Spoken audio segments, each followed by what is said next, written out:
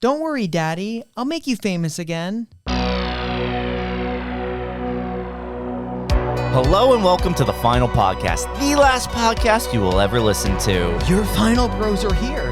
Brian Hopboy LaGrassa and Shane, it's all foreskin, Smith. Are you ready? I mean, we just honestly got through a hellish, fucked up February. We got through a hellish March.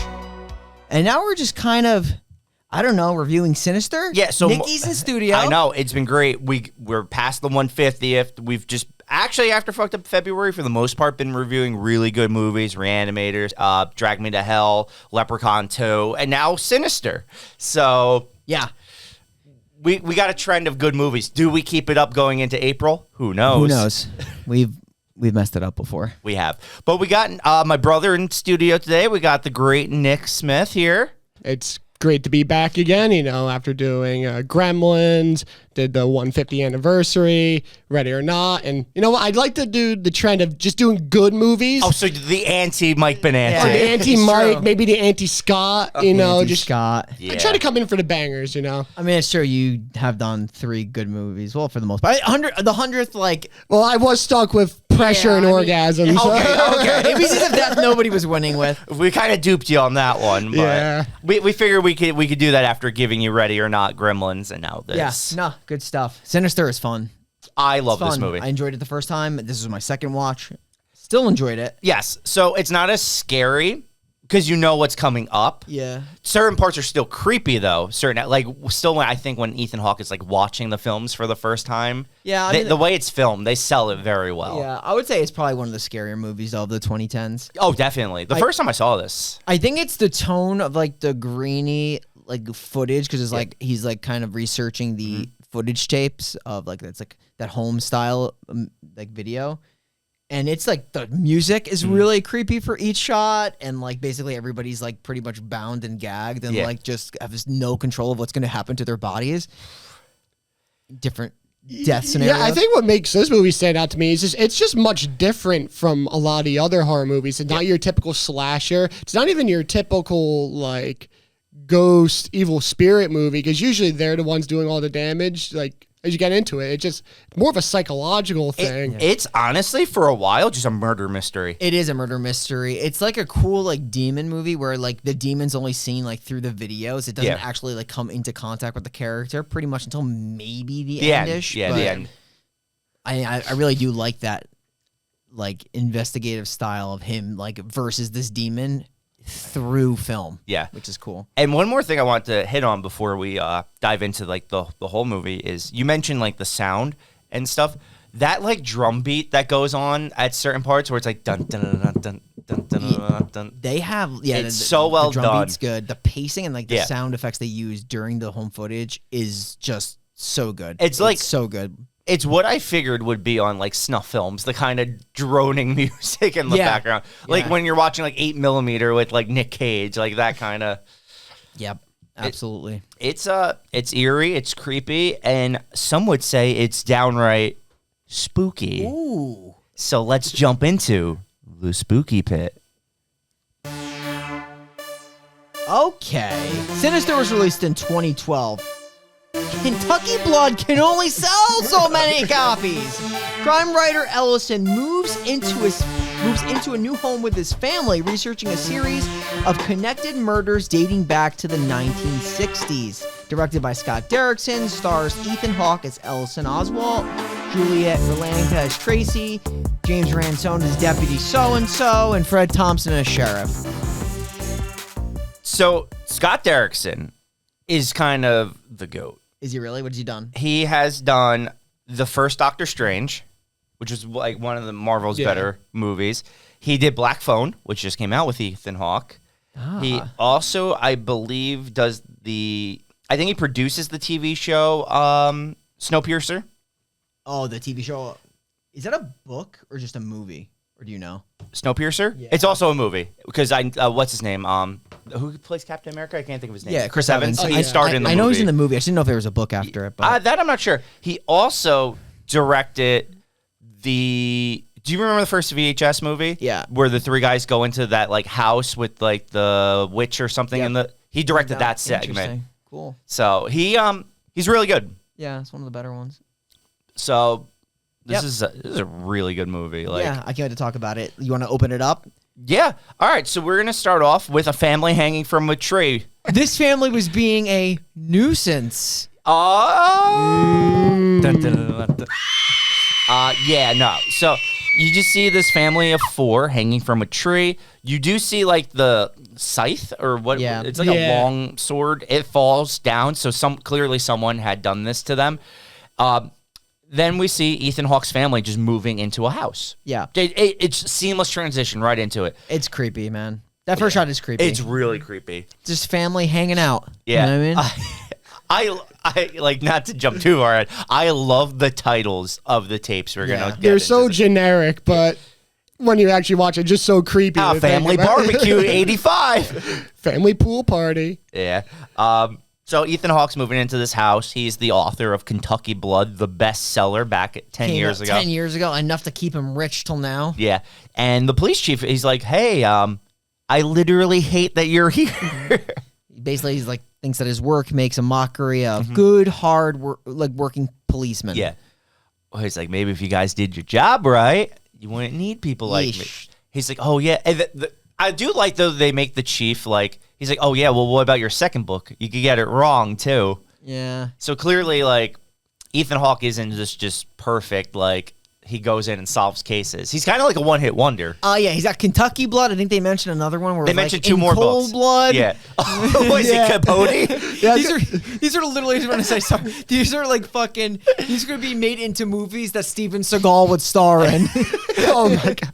Yeah, it just makes it seem like that Ellison's just desperate at this point. Yes. Like, he's been very desperate since Kentucky Blood, and he's grasping for anything to get a new book. And I guess, as he knows, he moves into the murder house, which is quite a power play on his part to move his family into a house where people literally just got murdered. Yeah, I mean, like, he keeps it to himself, and every day when he gets in the house, he like looks outside and you see there's the same tree. It looks like literally like it. Oh, yeah, that's why it's not a mystery. Like, literally, like, Right off the bat. they show you, because the cop kind of hints that, like, what, like, you're, like, where he is. And then even when he talks to his wife, she's like, don't tell me you moved us down the block from a murder house. He's like, I moved us 2 blocks from a murder house. He like makes He never lied. No. He just definitely omitted some truth. Well, because he's like, no, it wasn't a block away. Because he just leaves out. And then they instantly go to the backyard and you see a tree branch hanging. Nobody died in that. Nobody died in that house. He's not wrong. Backyard. When he says that during the argument,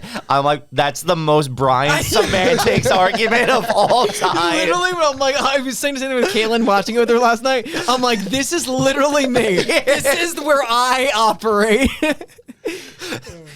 It's sick that I thought of you as soon as that happened. Mike's here. Hey, Mike, how's it going? Hey, how are you? Hey. You're early. All right. So they're having a nice family dinner in the pitch black. Obviously, they just don't have the electricity installed. I completely understand that. But it does set for an eerie like dinner that's lit by candlelight. After dinner, though, he starts to go into the attic where he finds these home movies box. Yeah. There's just a box in the attic. Yep. And who left that box there? That is something. Because it wasn't there in the photos of the crime scene. No. That box was not there. It wasn't. And now it just is. And he looks through, and it's like, it's barbecue 71, it's pool party 64, it's lawn care 86, and then I think it's sleepy time 91. 90s, yeah. Yep. And I think I did that all off memory, so I hope I got the years right. I mean, you definitely got the decade right. Yeah, okay. For sure. So he's going to open up watching, I believe he starts with barbecue 71. Right now he's kicking off with barbecue. Yeah. He doesn't watch the tree one, or is that kind of like... He watches the tree one He does first. watch the tree one first. Okay. So that's right. He does open with the tree one. And it just starts off normal, right? Where they're like just doing family stuff in the backyard, swinging on the tire swing, stuff like that. Yeah, you see a girl on top of the tire swing, then she's not on the tire swing, and then like it's all like jolly with the family. Then all of a sudden there's just like all these have the same theme. Yes. There's a fucking hard cut to the whole family, like taped up, like bound, and in a situation where they're literally just about to die. Yeah. And they're just like hanging, like getting slowly hoisted up as the scythe cuts it down. It's almost like a levering system where they get. Yeah, it's a lever system, right? One guy does like a nice little dancer's twirl. He does. Jesus, very graphic for just a hanging. And the music, like I said again, the music is so. It so really creepy. sells it. And I think the fact that it's an 8mm film gives it that little extra eeriness. Yes, it does. 100%. Anything is scarier in 8mm. Like, if you're watching this on DVD and like HD, you're like, okay, but like just the graininess to it, like they're just throws you off a little. There's just something about watching something in 8mm that's like this. Like, this isn't acting. This is real. Yeah. Like, 100%. yeah. And then after that is when he watches Barbecue 71 because he watches so Barbecue 71 is you see a family barbecuing at their car, and then plot twist, they're the barbecue in the car. Yeah, so they go into the car. You just kind of like the camera goes throughout the windows, and you just see like the family like in the car with tape across their mouth. They're like literally like kerosene containers have been put on top of them. So creepy. And then you just see like a match get thrown. You don't see who throws the match, but you've seen it thrown. You never see the killer. He even writes it. He takes the notes. He's like, "Who left the box? Yeah. Who's filming this?" Yes. But yeah, I know. I think he just watches those. Those are the only two he opens with. It makes sense with. that he definitely because he would have to know about the first one. Yes. And then I guess because he's got sequential tapes, he's wanted to watch the second one. Yeah, but he doesn't go in order. I realized he skips around. He would have to skip around because he starts with the recent, then he goes to the 70s, and then the next one he'll watch, he goes backwards to, I think it's Pool Party he watches next. But he doesn't do it right now. Because he's looking through the rest of the tapes where he starts to hear these noises coming in throughout the house. Can you make the noises for me? Isn't it kind of like a... Wow. And in a world where Shane's making all these crazy noises, I have a question for you, Shane. Yes, let me hear it. How much you deadlift? Oof, I haven't deadlift in probably 14 years. How much could you currently deadlift? I'm going to say at least like 375. Maybe cut that in half and you might be good. And you might not hurt your back. So what do you think I deadlift? I think if you deadlifted, you could probably do... I'll give you 225. I'll take 225. I used to like intentionally skip deadlifting. It's the worst. It's the worst. I mean, I know like everyone says it's just like a must do at the gym. I feel once a week. I feel like it's a must do if you're like aiming to be like an athlete. Like if I just want to work out, I ain't risking hurting it's definitely my back. the easiest thing to hurt yourself in, for sure. If you're like aiming to absolutely sever your spinal cord, it's like perfect. Yeah. Yeah, for a guy who just like, maybe wants to lose a little weight, I'll skip the deadlifting, But yeah, we'll say 225. You run on the little hamster wheel. Yeah, I love a hamster wheel. It sounds great. Yeah. All right. So after he hears these noises, what happens? His son is just jumping out of cardboard boxes backwards. Like the goddamn exorcist. Like fucking Bray Wyatt. That contortionist stuff is actually I always found that creepy in a movie. Just like like coming at you like Bray Wyatt. And that's also part of this movie. You don't know which direction it's going for. Is it going for the son? Is it going for him? Because it looks like it's taking on the son at first with all the sleepwalking, contortionist stuff. So, a lot back and forth with that. On a second watch, everything makes sense. On the first watch, I think it's just a little bit like you really don't know too much what's going on. Well, like I said, it's like a murder mystery. The only thing you would absolutely know for sure is that he's withholding information from his family that he is there. Yes. And he knows about the murders, at least the first set. So I was like thinking about this on rewatch because I watched this so long ago when it first came out and I can't remember. Like, without watching a trailer, would you think this is a supernatural movie throughout the first, 40 minutes? Or would you think there's, more of a cult aspect to it? Yeah, well, because there is, I think in every one, except for the first one, you see the symbol of Bagul. Yes. But you would probably think it's a serial killer. Yes. Until you start seeing, Bagul in the... Even then. Exactly, maybe. and that was my point. You see his reflection in the water. And it could just be a guy in a mask. Until eventually, the more jump scary things start to happen, but But then if you think about for 40 years, this guy would be like. Well, that's why I said maybe there's 70. a cult because then they start going into the ritual sacrifice. It's this could just be a long-standing cult or something like that. But like you said, after seeing it a second time, you piece it together a lot quicker. But I think they could have actually went multiple routes for this movie. Yeah, I think they made the right choices. So do I. But like, yeah, I think they could have went multiple routes with this. Yeah. One thing I don't think we mentioned, and we should, because it was actually mentioned by the cop, is the family that was hanging from the tree had a third child who is missing. Yeah. Because that's going to be an important, ongoing thing. You can assume it's probably the girl on the tire swing. Yes. Right? That's what I paid assume. Special attention to her. Because the tapes are always going to pay special attention to one kid, and that kid is going to be missing, not with the murdered family. Speaking of kids, Ethan Hawke's kid loves to paint on the walls in her bedroom. She's not supposed to paint outside the bedroom. No, only on the bedroom walls, though. Yeah. She's a decent artist. She's actually really good. Yeah. Actually, really good. Much better than any of us. Oh, that's a fact. Just one more thing. We learned that Ethan Hawke's son has night terrors. That's why they're not too concerned about this. They're like, oh, he's just doing it again. And from what you mentioned, doesn't he take him outside? He takes him outside to calm him down. He'll wake him up, calm him down. You're making a lot of noise. Be a rational child for once. Stop embarrassing me in front of the neighbors. Why do you think we keep moving? So the next day, the kids are going to school, and Ethan Hawke takes this alone time, not to be with his wife or something sexy. He watches Pool Party 65. Yep. This is a classic. One of my favorites. Family just having a good time at the pool. It's a good old-fashioned family bonding time. And then cut to them all on pool chairs. Pool chairs. Just taped duct up. tape. This is horrific. This is a horrific way to die. With ropes going into the pool. Yeah. Yeah, it's just the lack of control and just the loss to help yourself. There's literally nothing that this family could do. They're at the mercy of just being pulled into the water. Same thing like the family that had bags over their head and getting, hung by the tree. This is the same thing. Barbecue. You're all tied up knowing what's about to happen, and there's nothing you could do. All the deaths are horrific. They're hanging, burning, drowning. Nothing's quick for the most part. Maybe Sleepy Time might be the fastest, but even that, the way that it was shot though is so creepy. I know.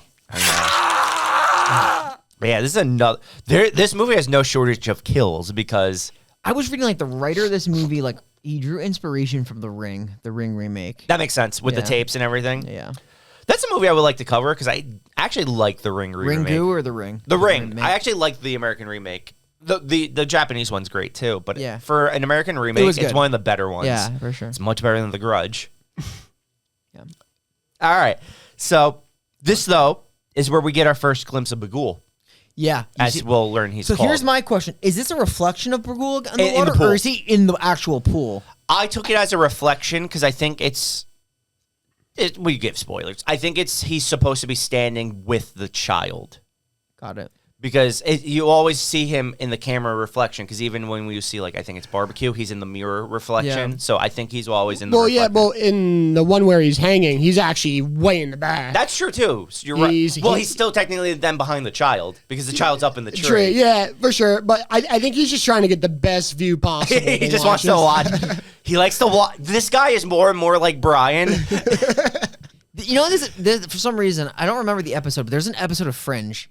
Did you ever watch Fringe? I know you watched it. I only watched the first season. Yeah, there's an episode with a character. He's a faceless person called the Observer, where he's just seen with in all his historic deaths. Really? In he's just. I actually think I remember this. In every photo. Is this early on in the show? I think so. Because I actually remember this. Yeah, it's early. I think so. And it's called the Observer. He's got a top hat and he's faceless. Yeah. And it reminded me of this. It's kind of. Yeah. But yeah, obviously not as gruesome as this. This is really absolutely brutal. But yeah, so he kind of zooms in on the face, and now he's just okay, this is the guy I'm looking for. And there is you do see the Bagul symbol. I think you and I think that now he's just trying to draw there are similarities between these murders. Yeah, this is so. But another important thing, once he sees Bagul, he's gonna start. He wants to he pauses it and he's gonna start focusing it. The tape burns, the actual thing sets on fire, and that's when he Google searches. I this movie has a budget because they could actually use Google instead of internet search browser. Yeah. Google. Google. He starts to learn how to splice 8mm tape together so he can like put it back together and try to focus in on that. He starts to burn everything to his computer. He starts burning it to DVDs. He's all backing up the footage. Because now he reminds me of Charlie Kelly from It's Always Sunny. He's got the board up with the string going places. He's like going all crazy, trying to figure Sylvia. Yeah. He's just trying to figure out what's going on. We cut to the next day. Trevor, I believe is his son's name, is sent home from school because he's just drawing family hanging from a tree in his school art class, as a rebellious teen does. We don't ever hear. He must have just like overheard his father talking about it because we never hear them communicate about it. No, we could have just heard about it from school. I was gonna say, I think the kids at school were probably bullying him for living in that house, and maybe Also they very told him. possible. The picture was very accurate to what it actually kind of looked like. Yeah. But no, that's just a creepy situation, and that's the whole thing. Like, where's the possession lying? Because everything's pushing the son right now, and get a 180 on that. Yeah, like I said, I thought it was the son. I thought it was Ethan Hawke, and changes a little bit. He argues with his wife, as couples do, but we're not worried about the argument with the wife because Ethan Hawke has to go back to his den to watch Sleepy Time 91. That's fair. Sleepy Time 91, the classic where everyone's going to sleep forever. Yeah. This one is really scary. Like, it's shot, like, because you see a lot of it through, like, mirrors and stuff like that at first. Yep. Constant droning, and then it's just like a very, very subtle, like, slide of the knife. Just slicing their throats. Bless you. It's very subtle, and I think that's why it's creepy. He goes to each family member and slices their throats. It's probably the quickest death, though, at least of all of them. Like, it sucks, but if you were to go out... Well, you don't want to get drowned, for sure. You definitely don't want to burn either. Absolutely not. Maybe the hanging, that kind of sucks too, though. They all suck. Getting your throat cut does suck, though, because I feel like it's probably somewhat similar to drowning in a way. Because you kind of choke on your own blood. Gagging on your blood. Yeah. It's the burning is probably the worst, right? Yeah, no one wants to get burned alive. I think that's by far the worst. But yeah, like, you actually, like, I guess another thing we should mention is, like, Ethan Hawke is visually getting affected by this. This is why this is very well done. Like, he drinks more and more as, like, he watches. Like, you see, like, he starts with 4 ice cubes and whiskey. Then it's 3 ice cubes, so he could put a little more whiskey in. I think by the end of the movie, he's not even putting ice cubes in. He's just pouring the whole... And we know that's Irish whiskey, right? It's definitely Irish whiskey. That's Irish It's the only whiskey to drink. So, yeah, he's getting really affected by watching these tapes. It's rough. So then he's like, okay. He sees in that video Bagul, but he also sees something that says St. Louis. Yes. So this is where he gets investigative. He looks up. He learns this family was murdered in St. Louis. They had another child who is missing. This is where he starts to draw the connection from tape to tape, that each tape there was a child that was missing. Yeah. And I think it's also a good point to bring up that, like, when he does, like, a little digging, he does, like, fall through the attic. Oh, well, yeah. So that's actually coming up right now. But he falls through the attic, which is a call to the police because he hurts his leg, which is an injury he has for maybe about 15 seconds. It's never mentioned again, It isn't, right? I feel like he just has a bandage. He's like, you might, like, literally, you're bleeding a lot. You probably should go get that stitched up. He's like, nah. It is never referenced again. Like, he doesn't even limp, I don't think. One thing that also we should mention in the attic, though, because he finds it before the fall, is he finds the box top, I think, to the movies. And it's moving. And it has the drawings. As the drawings, yeah, that's true. It's a good point, because the drawings are interesting because it shows a picture drawing of each of the killings. And the kid filming it, right? And the kid filming it.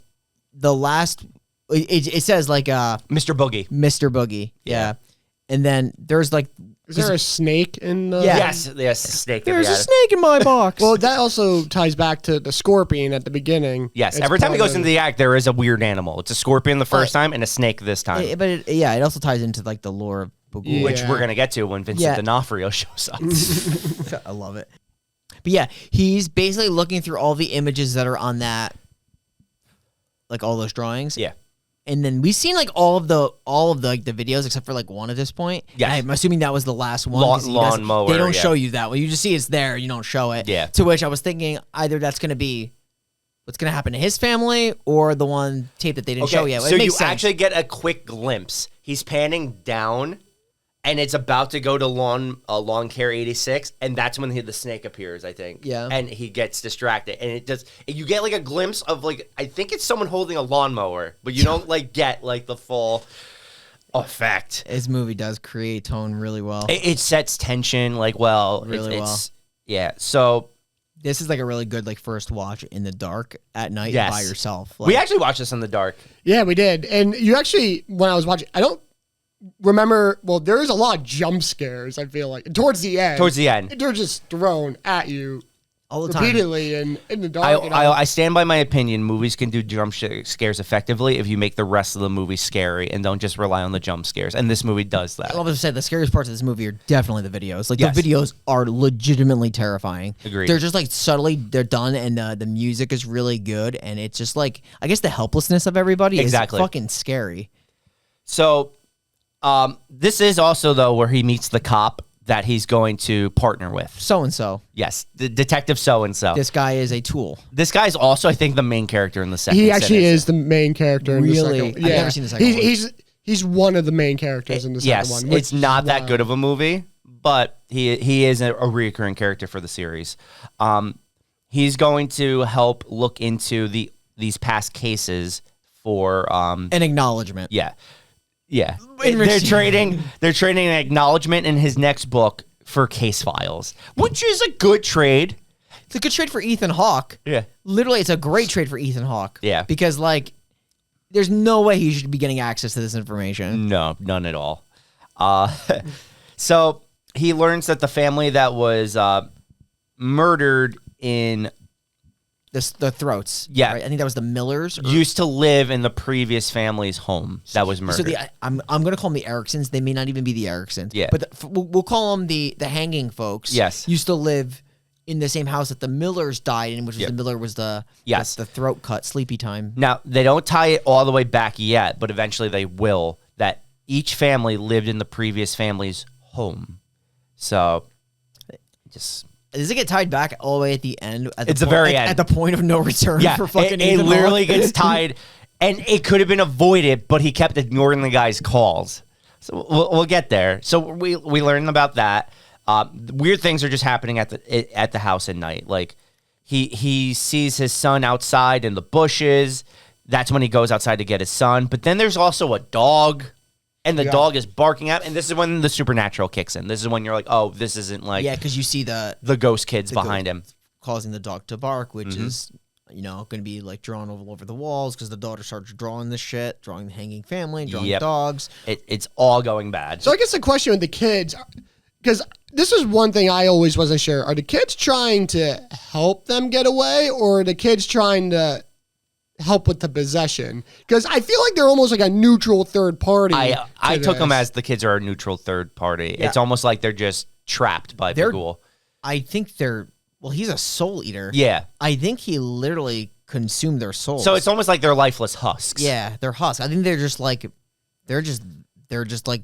Yeah, they're there. Like they're celestial beings Yes. are just floating soulless. around. They're just soulless bodies. But then, like, the daughter could see them. Yes. So that's the thing, and that's how you learn the daughter's the one being picked. The daughter is the only one who's ever able to see these kids. Because they run around Ethan Hawke a lot in this movie in front of his face. Yeah. And he never actually sees them. Yeah. So it's only the chosen child is able to see these husks, as we're calling And them. once you find out that the daughter could see them, they pan over to the wall, and she has a painting of the ghoul on the wall. And so well no done. one in the family Question that?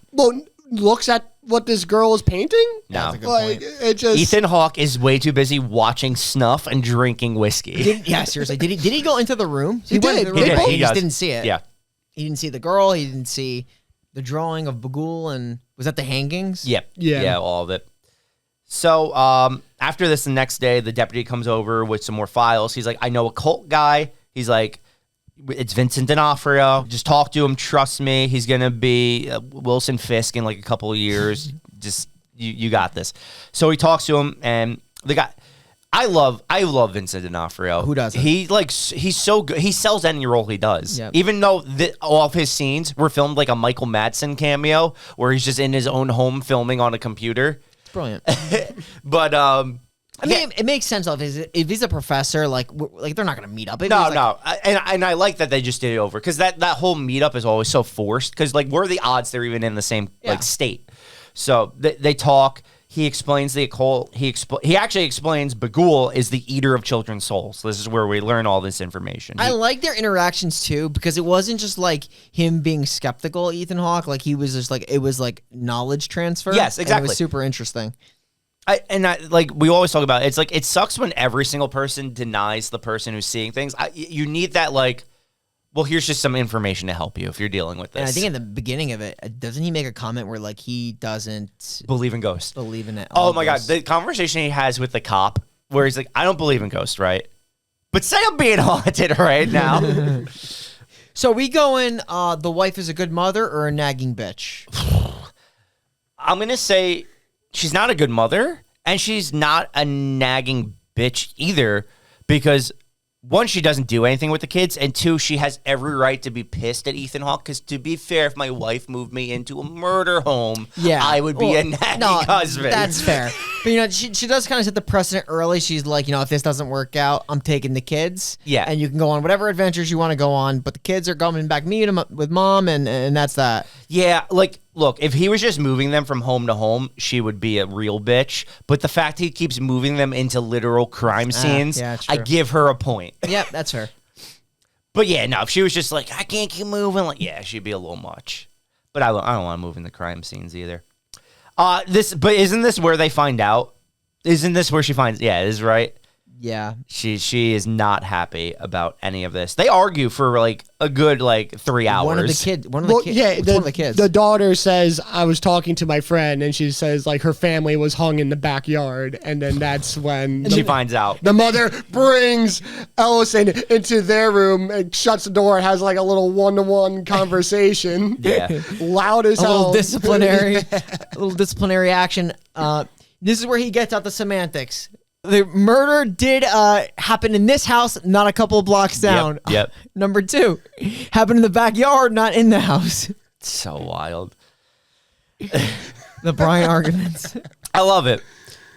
So they you know, they're like, all right, settle their difference, calm down. Ethan Hawke then decides to go watch Lawn Care. This is mowing the lawn. It's peaceful. Oh my God, is that someone with tape on their mouth? I can't move. Oh my God.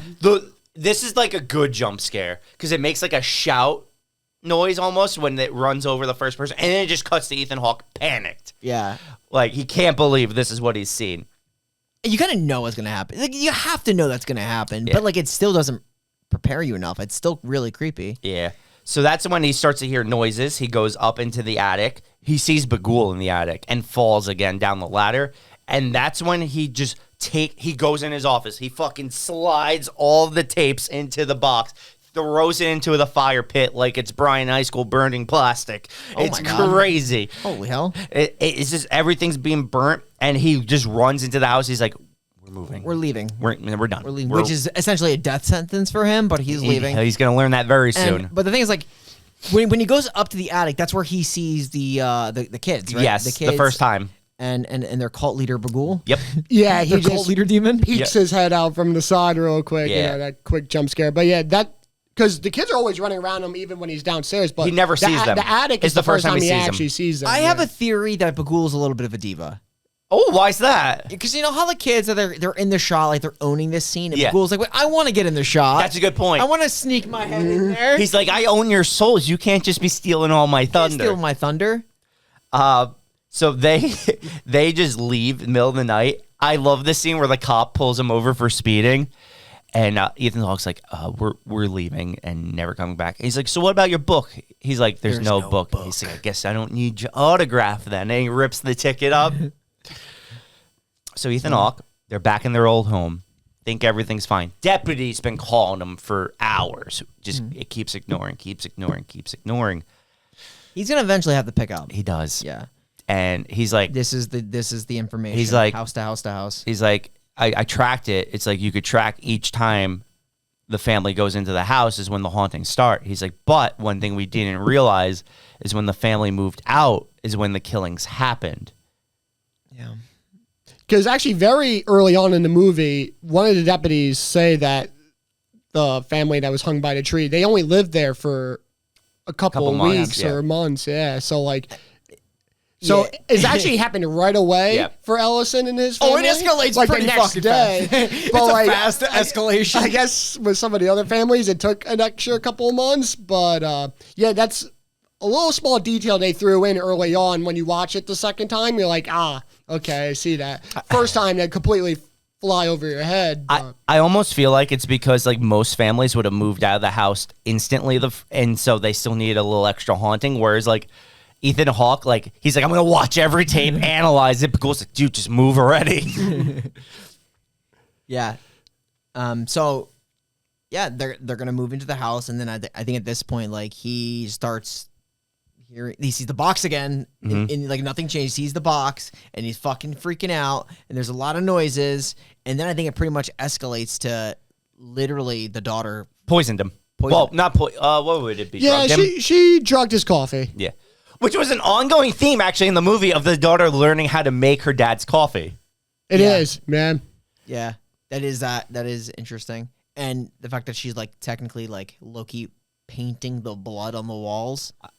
I love that. That effect is like it just adds to it. So this murder is essentially once the daughter has the whole family drugged, she tapes them to the floor and she trisects them, where she cuts them into 3 separate pieces, because you see it in the drawing anyway. It's not graphic until you just see the walls of the home smeared in blood, like painted blood, and that's why their title is House Painting 12 or something like that. Yeah. But yeah, that's it. Bagul has victimized another family. Yep. So, I mean, basically, it's gonna wait for the next folks to move into this house. Yep. And then move into another house, and it's gonna get them. Yep. You think like, do you think that this thing, Bagul, the Force itself, like once you come into contact with it, do you think you're automatically doomed? Yes, I think once you watch that first tape, it's kind of over. Yeah. I think that's like what cements it. Yeah, I thought so too. I was wondering because do you think like it could be prevented if you don't move out, but like then you're just gonna be haunted in that house? And that, yeah, I think if you don't move out, you can't be killed. But I think you're never see those tormented. tapes. Yeah, You never get exposed to him.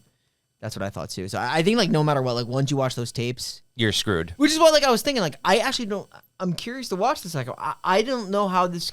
I don't know how he could be stopped. He lives in those. They do go into how he could be stopped in the second one. Yeah. Yeah. It wasn't it's not as good as the first, but it is an interesting like continuation of the story. I do like that they bring that cop back to try to like solve it. Well, the second one is they don't make another one they after don't. that. Yeah.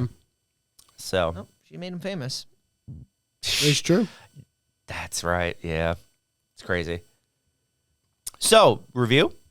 Yeah. Like, all right, mine's very. I mean, if you can't tell already, we all really like this movie, so I'm giving it an 8 out of 10. I think it's of the early 2010 era. It's like one of the scariest movies, if not the scariest movie of that entire like You read era that, of movies. that study, right? Yeah, that Fastest it's like heart rate of any movie. yeah. The sound, like the music, it really sets the tone for all of these like snuff films you watch, and we didn't like talk about it enough how like it's filmed a lot with close-ups of Ethan Hawke's face. Like it gets right up, like you almost can watch the tape in his face, like the way it reflects off his glasses and his face. It's so well shot. And I could even say the same like when he worked again with Ethan Hawke in like Black Phone. Like that's another movie where it's shot so well and builds up this like tension. They work real. I would love to see them work on another movie together. Yeah. Like they're really good. And Bagul's an iconic character. Like Very cool. for being only in 2 movies, he is someone you'll always remember from watching this movie. So I'm gonna give it an 8 out of 10 and move it to Brian. Yeah, he's definitely a standout. It's very creepy and it's a very unique idea. I definitely really like this movie. It's very well acted. Like Ethan Hawke, I don't know, like starts doing horror movies now. But Yeah.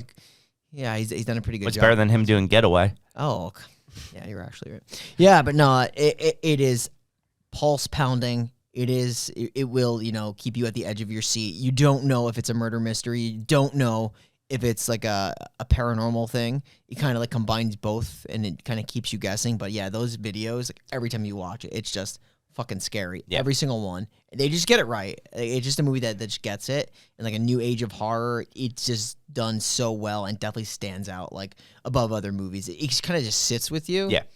And anything in like when you take like home movies, it just makes it a lot creepier because of the graininess of the footage. It's creepy. So yeah, I like it. I'm at an 8 as well. I really enjoyed this movie. To you, Nick. Yeah, I was going to give it an 8 as well, just because it just, like I said earlier, it's just so different compared to the other horror movies. It's not your typical slasher. It's not even your typical, like haunting possession movie. It just, because, like Brian just said, the entire time, you don't even know exactly what is going on if it's your first time watching it. You're always on your toes trying to guess what's happening, who's getting possessed, what's actually happening, is it even a possession? And there's just very little words, I feel like, in most of the movie. You're just watching it, and that you can feel the scariness by just watching the video. You don't need to see the actual ghost, because you don't see Bagul till almost like 45 minutes in, it feels like. So the fact that you could feel like that tension and just be scared based off what you're watching is pretty incredible. And yeah, I really enjoyed it. Enjoyed the ending, because you know what? Sometimes there's not always a happy ending, especially in a lot of these movies. Yeah. Horror movies there isn't. But no, I enjoyed it a lot. Mm-hmm. All right. So we have no shortage of death. Not at all. There's a lot of gruesome deaths. So I feel like it has to be done this way. Like a family? It has to, right? Because it's all... Every death, actually, in this movie is a family dying. You have the Martinez's in the fire. Yeah. You have the Midlers getting their throats slit. Yeah, so we just got to pick our favorite tape, essentially. So we got pool party. We got barbecue. We have lawn care. We have sleeping time. We have the hanging out. And we have house painting. I didn't miss any, right? That's all the tapes? I think that's all. Yeah. So, me personally, I think the two most terrifying are pool party and see, lawn care is so short, but the way they hype it up in the film is so big. So I think I would go between pool party and lawn care. Yeah, I mean, it's so tough. I really like the hanging one. It's also good. I do like the hanging one, man. I think it sets the tone of the movie. I also like it's like, if you think about it, like the whole reveal of the kids are not missing. They're the ones that are doing it with Bagul. It's just like with her on the swing. He's iconic for me. That was gonna be the one I chose, was the hanging. Yeah, okay. I was gonna say, going back to the hanging one, that's also the first one where you actually find the extended cut. That's right. Forgot about the extended cuts. We didn't even mention that. Well, that's where you see the kid. Kids, And you actually see the kid coming down from the tree, because the kid was actually the one using like the scythe, whatever it is. Yeah. Were the extended cuts shown at the The new very house? end. The very end. The very house, end. right? Oh, okay, so we should just mention that real quick, I guess, here. After, like, everything, right before he dies, when he gets the box, because you did mention the box gets the reappears. box. The box We is the didn't extended mention cuts. in the box is extended cuts. All the extended cuts is add that you see the child appear in front of the camera. But it's like done so strategically. And by they Bagul. all Yes. they all Yes. just magically disappear too. So He's the eater of souls. They don't show it in the extended cuts, but yeah, the kids disappear. But then at the very end, Bagul puts his hand on her, and then they end up in the video walking away. Because like it's also like you're working with the descent of madness for Ethan Hawke. Yes. And like, or just getting to the bottom of his limitless fucking Irish whiskey. Oh my God, it doesn't end. But like there was no way he was gonna get the extended footage until he moved to the new house. Yeah, well, it's all set up. Once you get the extended footage, I think that's when your time is Fucking up. cooked. Yeah. Like the Martinez's. Yeah. So you're going with the hanging? I'm gonna go with the hang. I think the pool party is a close second, but I'm gonna go with the hang. Well, you chose two other ones. Can you flip one? If I had to choose between my two, it's a pool party then. Okay, can you flip the net around coin? Of course It's in the. It's right here. Okay, so we'll do pool party on this side, and we'll do a little hanging out on that side. So let's see what we got. We got a nice little flip. Oh, God. Oh, my God. We're going to reflip that. That's a reflip. Here we go. Bang. Put it. It's a pool party. Okay. It's a pool party. Sorry, guys. It's still a good one. Like the fact that you just literally lifeless in a chair getting dragged into What's the name of water. this family? The pool party family. Oh, God. Let me see. I have IMDb up. I'll look it up real quick. It Like, was the 60s one, yeah. I'm pretty sure the Martinez were the fire. yeah. I know the Millers were definitely the throat cuts. I don't remember Lawnmower family's name, and I don't even remember the Hangings name. I've been calling them the Ericksons, but I could be very wrong with that. It literally just says pool party. All right, I'm just gonna call them pool party That's family. Pool party family.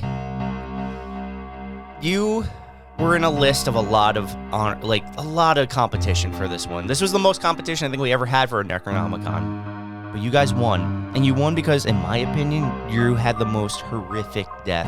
To be tied up, to be pulled into a pool, the water going down into your lungs, no escape. What do? It's horrifying. No to mercy! Even think about. So for that, I needed to put you in the Necronomicon. I'm glad I won. Because they needed this honor. The sharpshooter! Jesus. And as I Cripple crossface! What's also scary about the water one is, I don't know if you noticed, but when they're pulling everyone in, I think it's the second one, he actually does like a 180 and face plants into the water. He does. Just He goes does. straight down face first. Like that's It's horrific. That's even worse. And that's it. That's Sinister. That ends us doing 4 bangers for March. I'm glad Nick was on 2 episodes this month. It was nice to have you. It was a pleasure. We had Benancy on for 2. Not as much of a pleasure. Oh, come on. Mikey. But you know how I said we were going to continue the trend of doing good movies into April? In the beginning of April Fools! Oh! Because we're See what you opening did there? April with April Fool's Day, the 1980 classic. All right. Well, I'm looking forward to it. Yeah, honestly, April Fool's Day is not terrible. It's just You've definitely mid. done much worse. The idea was probably original, like we said back then, like the whole twist of that movie. But Yeah, it'll be fun to do. Yep. Are you gonna like see him next week? Like, Oh yeah, that's true. Sorry, I'm a little sick. It's getting The to me. mind's a little boggled. Yeah. That's right. So we're the final podcast signing off, and we will see you next week at April Fool's Day, the movie.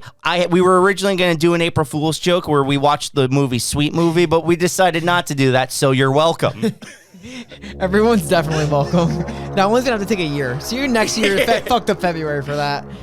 Awesome. Thanks for tuning in. www.thefinalpodcast.com. New episodes every Monday. Final Friday, every Friday morning for shitty horror movies or action movies or kids movies, apparently.